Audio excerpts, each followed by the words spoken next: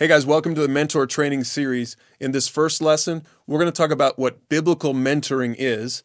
Jesus called it disciple making, and who exactly should do it. All right, well, don't forget that you can use the questions below this video to talk about this topic with your small group or with a mentor, because after all, this whole lesson, this whole series is about mentoring and using our resources at pursuegod.org to get really good at it. Now, mentoring isn't a new thing.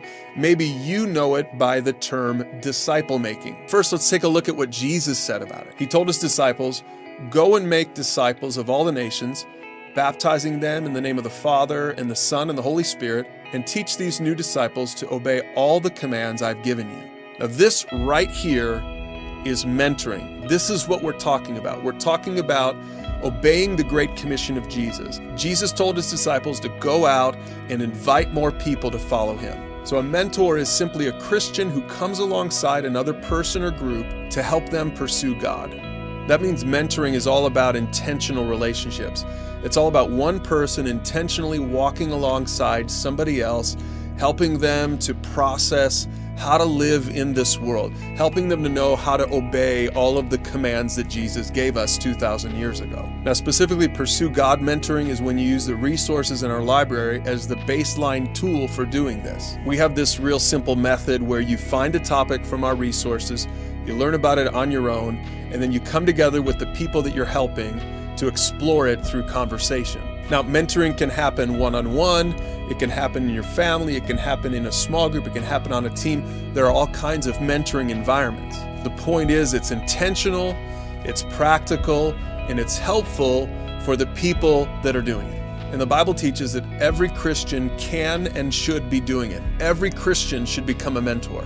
This is what Jesus was talking about in Matthew chapter 28. You know, those words were not just for his early disciples. Those words are for you and me today. If you're a follower of Jesus, you should get in the game and you should say, "God, who do you want me to mentor?" Now, we talk about this in our Foundation series where we explain the 3 basic things you should do if you're a Christian. Some people think that Christianity is 1 or 2 things, but that's not true.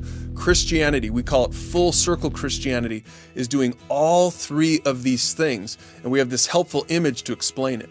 First, we start by trusting Jesus. Secondly, we live our lives to honor God. And thirdly, and this is what mentoring is, we mature, we grow by helping others, by mentoring someone else and helping them to trust Jesus and honor God. And this picture right here is a picture of discipleship. And this is what pursuing God is all about. We call it full circle Christianity. Now, I know for some Christians, especially if you're new at this might be really intimidating. You're thinking, wait, I'm supposed to help someone else become a Christian? Well, that's why we've created our resources online, and that's why we've put this series together called Mentor Training, to help you to know how to use our resources to actually go full circle in your Christian life.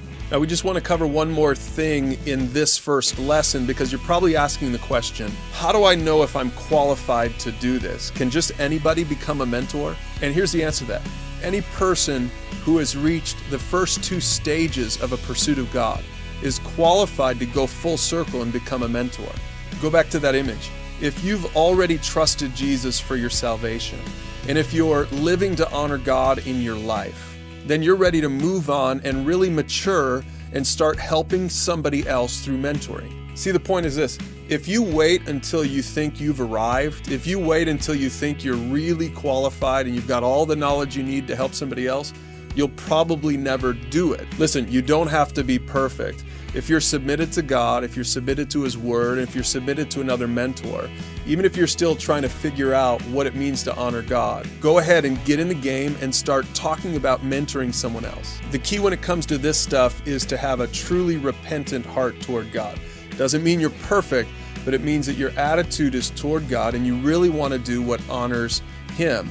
Now, if you feel like maybe there's some unrepentant sin in your life, you should definitely deal with that before you move on to mentor someone. But remember this, the greatest thing that you can do in your life is to mentor somebody. And the second greatest thing you can do in your life is to mentor somebody else.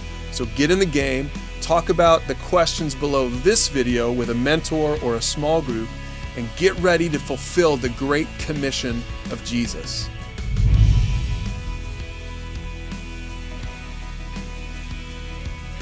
Hey guys, don't forget to check out the related topics along with this lesson. And then when you're ready, move on to lesson 2, where we'll give you 3 basic things that you need to understand to really be successful at mentoring.